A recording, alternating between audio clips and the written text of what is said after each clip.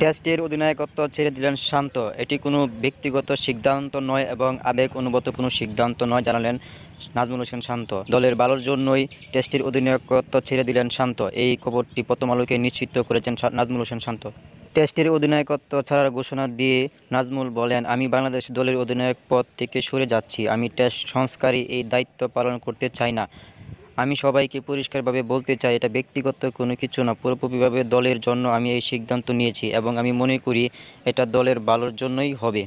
এই ড্রেসিং রুমে কয়েক বছর ধরে, লম্বা সময় ধরে আমার থাকার সুযোগ হয়েছে। এটা আমার ব্যক্তিগত মতামত যে ৩ জন অধিনায়ক দলের জন্য সমস্যা হতে পারে। দলের ভালোর জন্য এখান থেকে সরে আসছি। যদি ক্রিকেট বোর্ড মনে করে ৩টা অধিনায়কই রাখবে, এটা তাদের সিদ্ধান্ত।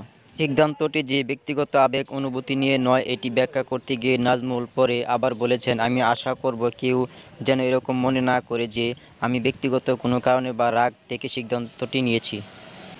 এটা আমি নিশ্চিত করলাম এটা দলের জন্য ভালো।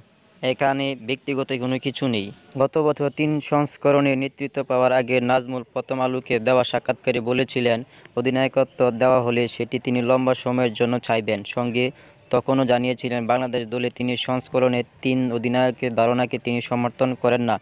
নাজমুলের মত ছিল, ৩ সংস্করণে একজন অধিনায়ক রাখাই ভালো। যদিও ব্যাটিংয়ে মনোযোগী হতে পরে টি-টোয়েন্টি নেতৃত্বে তিনি নিজেই ছেড়ে দেন।